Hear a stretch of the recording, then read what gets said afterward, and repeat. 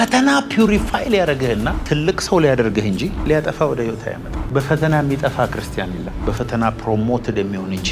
እውነተኛ ማንነትህ በፈተና ውስጥ የምታሳየው ለእግዚአብሔር የምትሰጠው ምላሽ። ሰው ሳያይ ማን በልብ ውስጥ ባለው ሀሳብ ማን ሁሉ ነገር ተፈቅዶልህ ምን አይነት ሰው ነው? እውነተኛው ማንነትህ እሱኛው። በሰው ፊት በምታሳየው ነገር እግዚአብሔር ላንተ ክሬዲት አይሰጥም። አስተሳሰባችን በፍጹም የኛ አይደለም። አለባበሳችን፣ አበላላችን፣ የምንወዳደረው ውድድር፣ የምንፈልገው መኪና፣ የምናደርገው ነገር ሁሉ የዚህ ዓለም እንጂ ስፒሪቹዋል ሬል ማለት ነው። ይህ ሴጣን ዲያብሎስ ጴንጤን ለመዋጋት አይከብደውም። ምሽግ አለው በየቤቱ። ድኛለሁ፣ ድህነቴ ለዘላለም ነው፣ ጌታ ኢየሱስ በመስቀል ላይ ሞቶልኛል፣ የዘላለም ህይወት አለኝ። ውሸት ካለ መንፈሳዊ ውጊያ ላይ ተሸናፊ ነው። ኦልሬዲ ወገብህ ተፈቷል። ወገብህ የምትታጠቀው በእውነት ነው። ስትዋሽ ኦልሬዲ መቀነትህ ተፈቷል ማለት ነው። ይኸውላችሁ ሰይጣን ብር በማሳጣትም ብር በመስጠትም ይዋጋል። አንዳንድ ሰው ብር ሲያገኝ እንደ ሰከረ ሰው ስለሚያደርገው ቶሎ ብር ሲያገኝ ለሚል ሰው ብር አይደለም የሚያሳጠው፣ ብር ነው የሚሰጠው። ብር ሲያጣ ደግሞ እንደ ሰከረ ሰው የሚያነጫንጨውና ተስፋ የሚቆርጠው ደግሞ ብር ነው የሚያሳጠው። ብቻ አንተን ክሬዚ የሚያደርግና ከእግዚአብሔር ግሎሪ ውጪ ሀሳብን የሚወስድ ነገር የምትወደውን ነገር ነው የሚሰጠው። የሚዋጋህም በሱ ነው። እነሱን ሁሉ ዲናይ ማድረግ ከቻልኩስ ነው ማለት ከቻልኩስ the fullness of the glory of God will be on me። መንፈሳዊ ውጊያ spiritual warfare ኤፌሶን 6:10-12 በቀረውስ በጌታና በኃይሉ ችሎት የበረታችሁ ሁኑ፣ የዲያብሎስን ሽንገላ ተቃውሙ ዘንድ እንዲቻላችሁ የእግዚአብሔርን ዕቃ ጦር ሁሉ ልበሱ። የዲያብሎስን ሽንገላ ተቃወሙ ዘንድ ሬዚስት ታደርጉ ዘንድ ስታንድ አፕ አጌንስት ኦል የእግዚአብሔርን ዕቃ ጦር ሁሉ ልበሱ፣ ወይም ደግሞ የጦር ዕቃ ሁሉ ልበሱ። ቀጥል። መጋደላችን ከደምና ከስጋ ጋር አይደለምና ከአለቆችና ከስልጣናት ጋር ከዚህም ከጨለማ ዓለም ገዢዎች ጋር በሰማያዊ ስፍራ ካለ ከክፋት መንፈሳውያን ሰራዊቶች ጋር ነው እንጂ።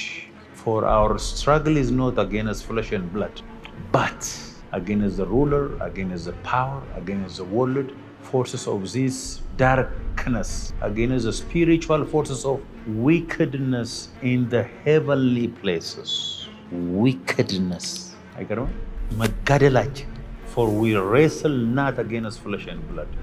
Passion Translation, your hand-to-hand combat is not with human beings, but with the highest principalities and authorities operating in the rebellion under the heavenly realm. ስለዚህ በክፉ ቀን ለመቃወም ሁሉንም ፈጽማችሁ ለመቆም እንድትችሉ የእግዚአብሔርን ዕቃ ጦር ሁሉ ምን አድርጉ ይላል? አንሱ። ይገርማል። ኃይላት፣ ስልጣናት፣ ሩለርስ አሉ መንፈሳዊ ዓለም ላይ። በክርስቶስ ኢየሱስ ከነሱ ሁሉ በላይ ሆነን አሁን ተቀምጠናል። በዛ ፖዚሽን ግን እየመራን አይደለም። ሐሳቤ በእኔ ኮንትሮል ውስጥ ከሆነ ጠላት ዲያብሎስ በእኔ ላይ 0.00001 ፖይንት አቅም የለውም። ግን ሐሳቤ በእኔ ቁጥጥር ስር አይደለም። እናንተ ሁላችሁ አለ ሐዋርያው ጳውሎስ በዚህ አየር ላይ ለሚሰራው አለቃ ፈቃድ በፊት ትመላለሱ ነበር። አሁን በጌታ ያልሆነ ሰው በጠቅላላ አየሩ ላይ ያለው አለቃ ፈቃድ ብቻ ነው የሚወጣው የሚገባው ማለት ነው።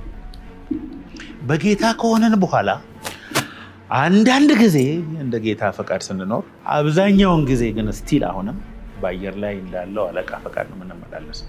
አንዳንዱ አብረን ከመኖራችንና ፕሮግራምድ ከማድረጋችን የተነሳ የዛ አየር ላይ ያለው አለቃ ፈቃድ ሁሉ አይመስለንም። ሮሜ 8:12 እንግዲህ ወንድሞች ሆይ ዕዳ አለብን፣ እንደ ስጋ ፈቃድ እንኖር ዘንድ ለስጋ አይደለም። እንደ ስጋ ፈቃድ ብንኖር ትሞቱ ዘንድ አላችሁና፣ በመንፈስ ግን የሰውነትን ስራ ብትገድሉ በሕይወት ትኖራላችሁ። ቀጥል። በእግዚአብሔር መንፈስ የሚመሩ ሁሉ እነዚህ እግዚአብሔር ልጆች ናቸው። ቀጥል። አባ ብለን የምንጮህበት የልጅነትን መንፈስ ተቀበላችሁ እንጂ እንደገና ለፍርሃት የባርነትን መንፈስ አልተቀበላችሁ። ቀጥል። የእግዚአብሔር ልጆች መሆናችንን ያ መንፈስ ራሱ ከመንፈሳችን ጋር ይመሰክራል። ቀጥል። ልጆች ከሆነን ወራሾች ነን ማለት የእግዚአብሔር ወራሾች ነን። አብረንም ደግሞ እንድንከብር አብረን መከራን የምንቀበል ከክርስቶስ ጋር አብረን ወራሾች ነን። ቀጥል። ለእኛም ይገለጽ ዘንድ ካለው ክብር ጋር ቢመዛዘን የአሁኑ ዘመን ስቃይ ምንም እንዳይደለ አስባለሁ። ኢየሱስ ጌታ እንደሆነ በልቡ አምኖ በአፉ የመሰከረ ሰው ከእግዚአብሔር ተወልዷል። ከዛ ሰከንድ ጀምሮ በሰማያዊ ስፍራ ባለ መንፈሳዊ በረከት ሁሉ ተባርኳል። በተባረከበት በረከት እንዳይኖር የሚያደርገው ብቸኛ ነገር በአእምሮ ውስጥ የተጠቀጠቀው የዚህ ምድር አስተሳሰብ፣ ኮራፕት የሆነ አስተሳሰብ አእምሮን ስለያዘው በዛኛው ሪያሊቲ እንዳይኖር የሚያደርገው ሂንደር የሚያደርገው እሱ ብቻ ነው። ሁላችንም እዚህ ውስጥ ያለነው እኔንም ጨምሮ እግዚአብሔር ያለኝን እንዳላይ፣ እግዚአብሔር የሰጠኝን እንዳልቀበል፣ በተጠራሁበት ጥሪ ልክ እንዳልገለጥ የሚያደርገኝ ብቸኛው ነገር በእግዚአብሔር ሐሳብ ላይ የተነሳ ሌላ ሐሳብ እኔ ውስጥ ስላለ ነው። እኔ በእግዚአብሔር መንፈስ የምመራ የእግዚአብሔር መንፈስ የእግዚአብሔር ልጅ መሆኔን ያረጋግጠልኝ የእግዚአብሔር መንፈስ ማደሪያ ሆኜ እንደ መንፈስ ፈቃድ ግን አይደለም እየኖርኩ ያለሁት። እንደ መንፈስ ፈቃድ የሚኖር ሰው በመንፈስ የሥጋን ፈቃድ ይገላል። ሥጋዬ በእኔ መንፈስ በእኔ አስተሳሰብ ቁጥጥር ውስጥ እስካልሆነ ድረስ እግዚአብሔር በእኔ ሕይወት ሊገልጠው የሚፈልገውን ነገር መግለጥ አልችልም። ስለዚህ መንፈሳዊ ውጊያ ምንድን ነው? በእግዚአብሔር ሐሳብ ላይ የተነሳ በእኔ ውስጥ ያለውን ሐሳብ ማፍረስ። ሐሳብ የሚባለው ነገር እኛ እንደምናስበው ሐሳብ ብቻ አይደለም። መልእክት የሚያስተላልፍ ወይ የጨለማውን መንግስት ወይ የብርሃንን መንግስት የሚያስተላልፍ ዌቭ ነው። ሰይጣን የመጀመሪያው ፈተናው እግዚአብሔር እንደዚህ ብሏቸዋል እንዴ የሚል ነው። ዲድ ጋድ ሴይ ዚስ? በነገራችን ላይ ሔዋን እግዚአብሔር እኮ ይሄን ሁሉ ብሉ ይሄኛውን ግን አትብሉ ብሎናል፣ ለምንድን ነው ያለን ብላ አልጠየቀችው። ሰይጣን መጥቶ ነው እንዲህ ብሏቸዋል ወይ? አዎ ብሎናል። አይዴንቲቲን ኩዌስችን እንድታደርግ ያደርጋል። እግዚአብሔር የሰጠህን ፖዚሽን፣ እግዚአብሔር የሰጠህን ማንነት፣ እግዚአብሔር የሰጠህን በረከት፣ እግዚአብሔር የሰጠህን ነገር በሙሉ ኩዌስችን እንድታደርግ በማድረግ ነው የሚዋጋ። አስተሳሰብህን ነው አታክ የሚያደርገው። እግዚአብሔር ያለህን ሁሉ ካመንክ፣ በልብህም ሳትጠራጠር ካልክ በህይወት የማይሆን ነገር የለም። እንደዛ ግን እየኖረ ያለ ሰው የለም። we're not living that reality። ፊዚክስ ሁሉ እኮ አምኗል። ባይዞ ሐሳብህ፣ ልብህ፣ ሁሉ ነገር ኢን ዋን አላይመንት ከሆነ ሱፐርናቹራል ሰው ነው የምትሆነው ብሎ አልበርት አንስታይን ያምናል። ስለዚህ እዚህ ውስጥ የተጠቀጠቀ አርማታ አለ። ዛሬ በናዝሬቱ በኢየሱስ ስም ድጅኖ ይዘን ገብተን በእግዚአብሔር ሐሳብ ላይ ተነሳ እግዚአብሔር ካለኝ ተቃራኒ እንዳስብ የሚያደርገኝን ሐሳብ ከፍ ባለ በሌላ ሐሳብ እናፈርሳለን። አሜን በሉ። በእግዚአብሔር ቃል ላይ እንድትጠራጠር፣ በእግዚአብሔር ኪንግደም እንድትጠራጠር፣ በራሱ በእግዚአብሔር ላይ እንድትጠራጠር፣ በፊውቸር ላይ እንድትጠራጠር፣ እግዚአብሔር የሰጠህን ነገሮች ሁሉ እንድትጠራጠር ነው የሰይጣን ዋናው ዓላማ። ብለዋል እግዚአብሔር እንዴ ይሄን እኮ አትብሉ ያለው እንደሱ እንዳትሆኑ አለች። በመጀመሪያ ይሄን በበላችሁ ጊዜ ሞትን ትሞታላችሁ ብሎ የነገረው እግዚአብሔር ለአዳም ነው። ሔዋን የለችም። እግዚአብሔር ለአዳም ሲነግረው ሔዋን አልተፈጠረችም። ሄዳችሁ አንብቦ መጽሐፍ ቅዱሳችሁ። ከዛ በኋላ ነው አስተኝቶ የፈጠረው። ስለዚህ እሷ በበላችሁ ተጠያቂ የሆነው አዳም ነው። ሚስትህን ትተህ ሄደህ ሰይጣን አናግሯት ቢጠብቅ ተጠያቂ ራስህ ነህ። ለዚህ ነው እግዚአብሔር አይታችሁ ከሆነ በመከራ ውስጥ፣ በችግር ውስጥ፣ በስቃይ ውስጥ እግዚአብሔርን የሚያመሰግኑ ሰዎች 9 ጊዜ በኢየሱስ ስም ከሚል በላይ ሰይጣን እንደሚመቱ ያውቃል እግዚአብሔር። ምክንያቱም በሰውነቱ ላይ ካለ ሪያሊቲው ውጪ ሰውየው የእግዚአብሔርን ቃል እያመነ ስለሆነ፣ ከኑሮ ተቃራኒ እያመሰገነ ስለሆነ መንፈሳዊ ዓለም ላይ ትልቅ ተጽዕኖ ማውጣት የሚችለው እሱ። ስደብና ሙት ሲባል እግዚአብሔር ሰጠ እግዚአብሔር ነሳ ከተባለ ሰማይ እንደዚህ ነው የሚለው እንዲያነሳ። ለምን? የእሱ ሪያሊቲ በአይን የሚታይ የሚዳሰስ የሚጨበጥ ሳይሆን የእግዚአብሔር ቃል ነው። እግዚአብሔር አንዳንድ ጊዜ በእኛ ፈተናና መከራ ለምን ደስ እንደሚለው ግራ እንደሚገባኝ ታውቃለህ? ምን ያደርግልሃል እንዲሁ ሳልሰቃይ ባመሰግንህ? አይ ትክክለኛው ምስጋና እየተሰቃየ ፔን ውስጥ ሆነ እሳት ውስጥ ገብተ እግዚአብሔር ታላቅ አምላክ ነው ስትል ይኸውልህ ግዴታ መለኮታዊ ተአምር በቤት ይሆናል። ግዴታ ነው። ንጉሥ ሆይ 1000 ዓመት ንገስ ከፈለክ 10,000 ይሆንልህ። ለዚህ ላቆምከው ምስልና ለአንተ አንሰግድም። እኛ የምናመልከው የዕብራውያን አምላክ ከዚህ ከሚነደው እሳት ሊያድነን ይችላል። ባያድነንም ግን እዚህ እሳት ውስጥ ገብቶ ለመቃጠል ፈቃደኞች ነን ሲሉ እግዚአብሔር እንደዚህ ያለ ለነዚህ መልአክ ሳይሆን እኔ ራሴ ወርዳለሁ አለ። አሜን አትሉም እንዴ? ለምን መሰላቸው? አጋንንት እሳት በሚል የሚያቃጥል ነገር በእግዚአብሔር ላይ ያለን እምነት መምታት ስለሆነ የፈለገው። አንተ ደግሞ ለመቃጠል ፈቃደኛ ስትሆን ከእሳት መቃጠል የበለጠ ሪያሊቲ ውስጥ ስለገባ እግዚአብሔር ግዴታ ወደሚቀጥለው ክብር ያስገባሃል። ፈተና ፒውሪፋይ ሊያደርግህና ትልቅ ሰው ሊያደርግህ እንጂ ሊያጠፋ ወደ ህይወት አይመጣም። በፈተና የሚጠፋ ክርስቲያን የለም። በፈተና ፕሮሞትድ የሚሆን እንጂ። እውነተኛ ማንነትህ በፈተና ውስጥ የምታሳየው ለእግዚአብሔር የምትሰጠው ምላሽ እውነተኛ ማንነታችሁ። ይኸውላችሁ ሰው 3 አይነት ላይፍ አለው።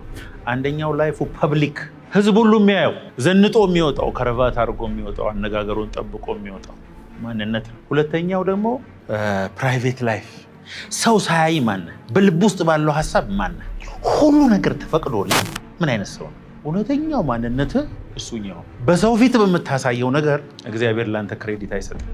በድብቅ በስውር የምትኖረው ኑሮ እሱን የሰው ሐሳብ አለ።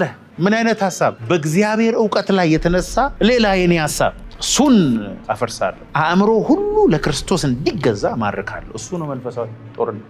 ሐሳብ የሚባለው ነገር ነው የሚወራረስ ነገር። አንተ ያሰብከው ነገር የሰው ውስጥ ፕሮጀክት የሚደረግ ነገር። እግዚአብሔር በአእምሮ ውስጥ እንዲህ በኃይል እንዳያልፍ ግርግዳ የሆነ ሌላ ሐሳብ ማለት በራስህ እንዳታምን የሚያደርግ ሐሳብ ማለት ይተናነቃል። በቃ አንተ ጋር ያለውን እውነት እንዳትቀበል የሚያደርግ ሌላ እውነት። ስለዚህ ብዙ ውሸት በማስተማር ብዙ ውሸት አይነቶችን በመደርደር እውነት ማስተማር አይቻልም። እውነት ብቻ በማስተማር ሌሎችን ሁሉ ግን ፉርሽ ማድረግ ይቻላል። ስትሮንግ ሆልድ ወይም ደግሞ ምሽግን ለመስበር። ምንድነው ምሽግ? የታል ምሽግ? እዚህ ውስጥ ያለ ሐሳብ ነው ምሽግ። እታመማለሁ ብሎ የወሰነን ሰው ዶክተሮችን ሄዳችሁ ብትጠይቁ ልትፈውሱት አትችሉም። ስትሮንግ ሆልድ ነው። እዛ ጨለማ ውስጥ አጋንንት ቁጭ ብሏል። ምሽግ ማለት በእግዚአብሔር ሐሳብ ላይ የተነሳ የአንተ ሐሳብ አጋንንት ቆሞ አንተን ህይወትህን እንዲህ የሚያደርግበት ሌላ ሐሳብ። መንፈሳዊ ህግ እሱ ነው። ሴጣን የሚጫወተው የጦር መሳሪያው ኒውክለሩ እሱ ነው። ሌብነት፣ ዝሙት፣ ርኩሰት፣ ጣዖትን ማምለክ፣ የስጋ ስራ ምናምን የተባሉት በሙሉ ሐሳብ ናቸው። ጌታ ሆይ ስለሚበላ ነገር የሚበላ አያረክስም አለ ጌታ። ከሰው ልብ ውስጥ የሚወጣ መጎምጀት ሐሳብ ነው አለ። ሰውን የሚያረክሰው ሐሳቡ ነው አለ። አይገርም? እንዲህ የሚያረክስ ነገር የለም አለ። የሚያረክስ ነገር በጠቅላላ ልብ ውስጥ የተቀመጠ ሐሳብ ነው። አይገርም? ለምን መሰለህ? እሱ የሰይጣን ምሽግ ስለሆነ መጥቶ ህይወትህን አታክ የሚያደርግ። አሁን በተጠና ጥናት ልንገራችሁ፣ የካንሰር ምንጭ ሆኖ የተገኘው ነገር እኮ በጣም ነው የሚያስደነግጣችሁ። ቂም በቀል፣ አላስፈላጊ ንዴት፣ ቁጣ፣ ሰው መጥላት ምናምን ናቸው የካንሰር ምንጭ ሆኖ የተገኙት። አይገርም? ጌታ ለካ ይቅር በል ሲልህ ከካንሰር መንፈስ እየጠበቀ ይቅርታ አለማድረግ ግረጂስ ከፍ ያለ እሱ ለካንሰር ምክንያት ሆኖ ይኸው ሰሞኑን እያነበብኩ ለብዙ አለመባረክ ለአጋንንት ራሳችን ኤክስፖዝ የምናደርግበት ነገር ኔጌቲቭ ቶታችን ነው ማለት ነው። አንዳንድ ሰው እግዚአብሔር በተፈጥሮ የባረከው ሰው አለ። ዝም ብሎ ቀኝ ቀኝ የሚታየው ሰው አይታችሁ ታውቃላችሁ? ስለሆነ ሰው ኔጌቲቭ ነገሩ ውይ ርቦት ይሆናል፣ ውይ እንትን ሆኖ ይሆናል፣ ራሱ እንደሱ አያደርግም ነበር እባክህ ምናምን የሚሉ ሰዎች ገጥሟቸው። አንዳንድ ሰው ደግሞ ዝም ብለው ይህን ሰውዬ ቁመቱ ብቻ ዝም ብሎ ርዝመቱ ይደብረኝ፣ በቃ የሚሰማው የሚያየው ነገር ሁሉ ኔጌቲቭ የሆነ ሰው ደግሞ ምንም ነገር ብትነግሩት ከፖዚቲቭ ሳይድ ማየት የማይችል ሰው አለ። ይሄ ሰው እድሜው አጭር። ሰይጣን ዲያብሎስ ለዘላለም በእኔ ውስጥ እድል ፈንታ የለው በሉ እንደሱ ኢየሱስ። አያቸው የተለያዩ ክርክሮች፣ ውሸቶች፣ ደጋግመን የሰማናቸው ነገሮች አእምሯቸውን ውስጥ እንደ ኮንክሪት ተጋግረው እግዚአብሔር እውነት በእኛ ውስጥ እንዳይሰራ አድርገው። ሮሜ 12:2 የእግዚአብሔር ፈቃድ እርሱም በጎና ደስ የሚያሰኝ ፍጹምም የሆነውን ነገር ምን እንደሆነ ፈትናችሁ ታውቁ ዘንድ በልባችሁ መታደስ ተለወጡ እንጂ ይህንን አለ። ይኸውላችሁ የእግዚአብሔር ፈቃድ ይሄ በጎ የሆነው ፍጹም የሆነው ፐርፌክት የሆነው መልካም የሆነውን ነገር እንድታውቁ በአእምሯችሁ መንፈስ ታደሱ። ለእናንተ እግዚአብሔር የሚያስበው ሐሳብ ፍጹም ነው፣ ደስ የሚያሰኝ ነው፣ ፐርፌክት ነው፣ ኮምፕሊት ነው። እሱን ነገር ግን እንዳታቅ በመሃል ላይ ኮንክሪት ሆኗል። ምክንያቱም እግዚአብሔርን እንደ ምድራዊ አባትህ፣ እግዚአብሔርን እንደ ራስህ፣ እግዚአብሔርን እንደምታውቃቸው ሰዎች እያየ ስለሆነ ይሄ አእምሮ ጌታ ሆይ በኢየሱስ ክርስቶስ በዙሪያችሁ ያለውን ባህላዊ አስተሳሰብ ኮፒ ማድረግ አቁሙ። እሺ በመንፈስ ቅዱስ እርዳታ 100% አስተሳሰብህን ቀይርና ይላል this will empower you ምን ለማድረግ to discern God's will as you live a beautiful life satisfying and perfect in his eyes። ይሄ ደስ የሚለው እግዚአብሔር ያየለ ኮምፕሊት የሆነው በጣም የሚያምር ህይወት እንደተኖረ በዚህ ምድር ያለውን ፓተርን መከተል ትተ አዲስ ፓተርን ውስጥ ገባ ነው የሚለው። ፓተርናችን ግን እኛ ሳንሆን ዓለም ነው እየሰጠን ያለው። አስተሳሰባችን በፍጹም የኛ አይደለም። አለባበሳችን፣ አበላላችን፣ የምንወዳደረው ውድድር፣ የምንፈልገው መኪና፣ የምናደርገው ነገር ሁሉ የዚህ ዓለም እንጂ ስፒሪቹዋል ሬል ማለት ነው። ይህ ሰይጣን ዲያብሎስ ጴንጤን ለመዋጋት አይከብደውም። ምሽግ አለው በየቤቱ። በናዝሬቱ በኢየሱስ ስም ይሄን እናፈርሳለን። እሺ ኤፌሶን 6:10 በቀረውስ በጌታና በኃይሉ ችሎት የበረታችሁ ነው። ቀጥል የዲያብሎስን ሽንገላ ተቃውሙ ዘንድ ይቻላችሁ የእግዚአብሔርን ዕቃ ጦር ሁሉ ልበሱ። መጋደላችን ከደምና ከስጋ ጋር አይደለም፣ ከአለቆች ከስልጣናት፣ ከዚህም ጨለማ ዓለም ገዢዎች፣ በሰማያዊ ስፍራ ካለ ከክፋት መንፈሳዊ ሰራዊቶች ጋር። እሺ ቀጥል። ስለዚህ ክፉ ቀን ለመቃወም ሁሉን ፈጽማችሁ ለመቆም እንድትችሉ የእግዚአብሔርን ዕቃ ጦር ሁሉ አንሱ። ቀጥል። እንግዲህ ወገባችሁን በእውነት ታጥቃችሁ። አያችሁ፣ እውነት የተባለ ነገር በቃ እውነተኛ መሆን፣ እውነት የሆነውን ሁሉ፣ ንጹህ የሆነውን ሁሉ፣ የወንድማማች መዋደድ ያለበትን ሁሉ፣ ቨርቹ የሆነውን ሁሉ፣ የጽድቅንም ጥሩር ለብሳችሁ፣ የጽድቅ ጥሩር፣ የሰላምን ወንጌል በእግሮቻችሁ ተጣምተው ቁሙ። ቀጥል። የእምነት ጋሻ አንሱ። ቀጥል። የመዳንን የራስ ቁር የመንፈስንም ሰይፍ ያዙ፣ እርሱም የእግዚአብሔር ቃል ነው። ቀጥል። በጸሎትና በልመና ሁሉ ዘወትር በመንፈስ ጸልዩ፣ በዚህም ሐሳብ ስለ ቅዱሳን ሁሉ እየለመናችሁ በመጽናት ሁሉ ትጉ። አያችሁ፣ መንፈሳዊ ውጊያ ይሄ ነው። በእውነት ቀበቶ፣ በጽድቅ ጥሩር፣ በወንጌል ጫማ፣ በእምነት ጋሻ፣ በመንፈስ ሰይፍ፣ በቃሉ ማለት ነው። ጌታ ኢየሱስ እኮ ወደ ምድረ በዳ ሄዶ ከአጋንንት ጋር ተፈተነ ይላል። አጋንንትም ቃል ሲወረውርበት ኢየሱስም እንዲህ ተብሏል ተጽፏል ተብሎ ነው የወረወረበት። ድንጋዩን ዳቦ አድርግ፣ ሰው ከእግዚአብሔር አፍ በሚወጣው ቃል ሁሉ እንጂ በእንጀራ ብቻ አይኖርም ብሎ አናቱን በረቀሰ። አሜን። መንፈሳዊ ውጊያ አኗኗር ነው። ቂም ይዘህ ይዳዝ ወርክ ምሽግ ውስጥ አለ። እዚህ ልብ ታፍኖ የእግዚአብሔር ቃል እየጠቀስክ ወንድምህን አፈርድሜ እያበላ እግዚአብሔርን እያገለገል ይዳዝ ወርክ። ብዙ ሰዎች አይታችሁ ከሆነ አጋንንት ከሻይላቸውም አጋንንቱ ራሱ አይታዘዝም። ልቡ ውስጥ ጥላቻ፣ ቂም፣ በቀል፣ ሰዎችን ማጥፋት ስላለበት ወዳ ሲል ማናንተ ይለዋል ሰይጣን። መንፈሳዊ ውጊያ የመዳን ራስ ቁር ልበሱ። የምን ራስ ቁር? የሮም ወታደር እኮ ነው እዚህ ላይ ቁር የሚያደርገው። ስለ አስተሳሰብ ነው እየተናገረ ያለ። ድኛለሁ፣ ድህነቴ ለዘላለም ነው፣ ጌታ ኢየሱስ በመስቀል ላይ ሞቶልኛል፣ የዘላለም ሕይወት አለኝ። ውሸት ካለ መንፈሳዊ ውጊያ ላይ ተሸናፊ ነው። ኦልሬዲ ወገብህ ተፈቷል። ወገብህ የምትታጠቀው በእውነት ነው። ስትዋሽ ኦልሬዲ መቀነትህ ተፈቷል ማለት ነው። ከዛስ የጽድቅ ጥሩር፣ እኔ የጸደቅኩት በጌታ በኢየሱስ ክርስቶስ የመስቀል ስራ ብቻ ነው። የኔ ኮንትሪቢሽን በመዳኔ ላይ የለም። ያዳነኝ የሞተልኝ የዘላለም ሕይወት የሰጠኝ ኢየሱስ ነው። አለቀ በቃ። ከኔ ስራ ጋር የሚገናኝ የዘላለም ሕይወት የለም የሚል ምን አስተሳሰብ ነው? ከዛስ ወንጌል የማይሰራ ሰው፣ ስለ ወንጌል የማይናገር ሰው ኦልሬዲ አታክ ውስጥ ነው ማለት ነው። አኮርዲንግ ቱ ዘ ባይብል ወንጌል የማይመሰክር፣ ወንጌልን የማያገለግል ሰው መንፈሳዊ ውጊያ ጥቃት ውስጥ ነው። የወንጌል ጫማ መጫማት አለ። በሁሉም ላይ ጨምራችሁ የሚንቦለቦሉትን የክፉን ፍላጻዎች ሁሉ ልታጠፉ የሚችሉበት የእምነት ጋሻ አንሱ ነው። እምነትም በነገራችን ጋሻ የምንይዘው እኮ ነገር የለም። ጠላት ለሚወረውረው ሀሳብ በእምነት መለስ በቃሉ። ከዛ በኋላ ጠላትን ግን ሄደ ክልል ውስጥ የምታጠቃበት ደግሞ ምንድን ነው? ቃሉ። ኮንፌሽን ኃጢአት ነው። ኮንፌሽን ይሄ ስለ ኮንፌስ የሚናገሩ ሰዎች የፌዝ ወርድ ኦፍ ፌዝ ምናምን ብራዘር የዘላለም ሕይወት ያገኘው በኮንፌሽን። የማትናገር ከሆነ ቃሉን መንፈሳዊ ውጊያ ላይ አይደለህም ማለት ነው። እውነት፣ ጽድቅ፣ ወንጌል፣ እምነት፣ ቃሉ እነዚህም ባላንስ ያደረገ ሕይወት ነው። ከሁሉ በላይ እግዚአብሔር በሕይወት በኃይል እንዲሰራ የሚያደርገው ልብህ። አንዳንድ ሰው ውስጥ መንፈስን ብሎ የሚያልፈው ልባቸው አካባቢ ጤናማ ናቸው። አይገርም? እግዚአብሔር በቅንነት ልብ ይሙላቸው። አሁን መንፈሳዊ ውጊያ እያሳየዋቸው ነው። መንፈሳዊ ጋር ያለው አስተሳሰብ ጋር ነው። እግዚአብሔር ያለልህ እንዳይሆን ክፋት፣ ውሸት፣ ምቀኝነት፣ ክፉ ሀሳብ እነዚህን ሁሉ ተጠቅሞ ነው ጠላት አታክ የሚያደርገን። በጣም ብዙ የሚጸልዩና ምንም አይነት ውጤት የሌላቸው ሰዎች ካያችሁ ልባቸው አካባቢ ችግር ስላለ the helmet of salvation ሄልሜት ድኛለሁ። ጠላት መጥቶ ማን ነው የምትለው አንተ ምናምን ሲል እኔ የክርስቶስ ልጅ ነኝ፣ ኢየሱስ ሲመጣው ነው ወስዶኝ ይሄዳል። በምን ምክንያት? በጽድቅ ጥሩር ምክንያት። ዛሬ ግን የሰማይ አምላክ እግዚአብሔር ወደ 2019 እስከ 2018 የተከተላችሁን አጋንንት የምትመቱበት መለኮታዊ ጸጋ እንዲሰጣችሁ ስለዚህ እግዚአብሔር ፈቃድ በጎና ደስ የሚያሰኝ ፍጹም የሆነውን ፈትናችሁ ታውቁ ዘንድ በአእምሯችሁ መታደስ ተለወጡ። የእግዚአብሔር ፈቃድ በጎ ደስ የሚያሰኝ ፍጹም የሆነው በሕይወታችሁ እንዲገለጥ የምትፈልጉ ከሆነ በልባችሁ መታደስ ተለወጡ እንጂ ይህንን ዓለም አስተሳሰብ አትከተሉ ነው የሚለው ቃሉ።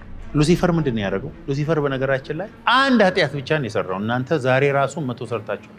እሱ አንድ ግን ዘላለማዊ ነው። እኛ እኮ ሚሊዮን እየሰራን ነው፣ ግን እግዚአብሔር ጋር ስቲል እሱ የሰራው ኃጢአት ነው መሰላችሁ። ሉሲፈር ሄዳችሁ ባለፈው ሳነብላችሁ ሰውነቱ በጠቅላላ በቲዩብ ነው የተሰራው። በሴምፔር በዳያመንድ በምናምን ነው ሰውነቱ የተሰራው። እያንዳንዱ ሰውነቱ ሙዚቃ ነው የሚያወጣው። እንዲህ ሲሉ ከዛ አይ ከኔ ውበት የተነሳ ወርሺፕ ለኔ እንጂ ለእግዚአብሔር አይደለም ብሎ እኮ ነው የወደቀው። እኛ ግን የተፈጠርነው ልናመልክ ነው። የሚመለከውም ደግሞ አንድ ነው። አሜን። ስለዚህ ያ ሉሲፈር በጣም ብዙ ነገር ያውቃል። ስለ አኖይንቲንግ ያውቃል፣ ስለ ግሎሪ ያውቃል። ነበረው አኖይንቲንግ የተቀባ ነው። ግሎሪ ውስጥ ነበር የሚኖረው፣ ያውቀዋል። እዛ ውስጥ ገብተህ ኦፕሬት ካደረግክ ምን አይነት ሰው እንደሆንክ ያውቃል።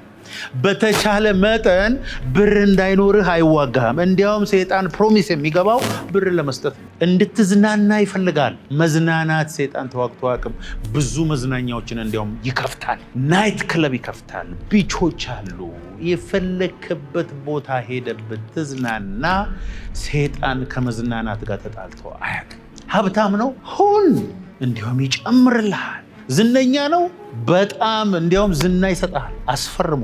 ግሎሪ ግን እንድታገኝ አይፈልግም። እሱን ያገኘ ጊዜ በህይወት የሚያስፈልገ ከሱ ውጪ እንዳልሆነ ስለሚያውቅ አእምሮን ሁሉ ፋይት የሚያደርገ ብር ይኸውላችሁ፣ ሰይጣን ብር በማሳጣትም ብር በመስጠትም ይዋጋል። አንዳንድ ሰው ብር ሲያገኝ እንደ ሰከረ ሰው ስለሚያደርገው በዚህ ቶሎ ብር ሲያገኝ ለሚል ሰው ብር አይደለም የሚያሳጣው፣ ብር ነው የሚሰጠው። ብር ሲያጣ ደግሞ እንደ ሰከረ ሰው የሚያነጫንጨውና ተስፋ የሚቆርጠው እንደው ብር ነው የሚያሳጣው። ብቻ አንተን ክሬዚ የሚያደርግና ከእግዚአብሔር ግሎሪ ውጪ ሐሳብን የሚወስድ ነገር የምትወደውን ነገር ነው የሚሰጥ። የሚዋጋህም በሱ ነው። እነሱን ሁሉ ዲናይ ማድረግ ከቻልኩስ ነው ማለት ከቻልኩስ the fullness of the glory of God will be on me። የእግዚአብሔር weight በኔ ላይ ይበዛል። የእግዚአብሔር ደመና በኔ ላይ ይበዛል። እግዚአብሔርን የሚፈሩ እርስ በርሳቸው ተነጋገሩ ነው የሚለው። እግዚአብሔርም ሰማ፣ የመታሰቢያ መጽሐፍ በፊቱ ጻፈ። እኔ በምሰራበት ቀን ገንዘቦችን ስለ እግዚአብሔር ኪንግደም ሁሌ የሚያወሩ ናቸው አኖይንትዶች። ጠላት የለውም። በቃ ስልክ ስትደውል ጸሎት ይሁን፣ ስልክ ስትደውል መነሳሳት ይሁን፣ ከሰው ጋር የምትገናኘው ሰው ወደ እሳት የሚያስገባ ሰው ይሁን። ያን ጊዜ መንፈሳዊ ዓለም ያንተ ይሆናል ነው በቃ። ስለዚህ ያኛው ኦፕሬት ያደርግሃል። እምቢ ካልክ ግን በቲክቶክ በምናምን ቶክ በቴሌግራም በምናምን ሀሳብ ውስጥ መርዝ ጨምሮ ጨምሮ ጨምሮ ምሽጉን ሰርቶ አሳምሮ ይጫወትብሃል ማለት ነው። እንድትጸልይ አይፈልግም። ቃሉ እንድታነባት አይፈልግም። መንፈሳዊ ነገር ውስጥ እንድታሳልፍ እንድትውል አይፈልግም። the problem of the anointing። መንፈሳዊ ጦርነት ሁል ጊዜ የሚያጠነጥነው ማን ነው ክብር የሚቀበለው የሚል ጥያቄ ነው። ማንኛውም ፈተና፣ ማንኛውም ውሸት፣ ማንኛውም ስደት፣ ማንኛውም ስም ማጥፋት፣ ማንኛውም ጨለማ አንተ ሪቫይቫል ውስጥ እንዳትገባ ነው። ከገባ ታመልካለህ። ካመለከ ክብር ውስጥ ትገባለህ። ሐሳብሽ በጣም ሪኒውድ ከሆነ you worship. If you worship, you will stay in the glory። ያንን ቦታ ስለተነጠቀ ሰይጣን አንተ እንድትገባበት አይደለም። የሰይጣን ትልቁ ፈተና እንዳታመልክ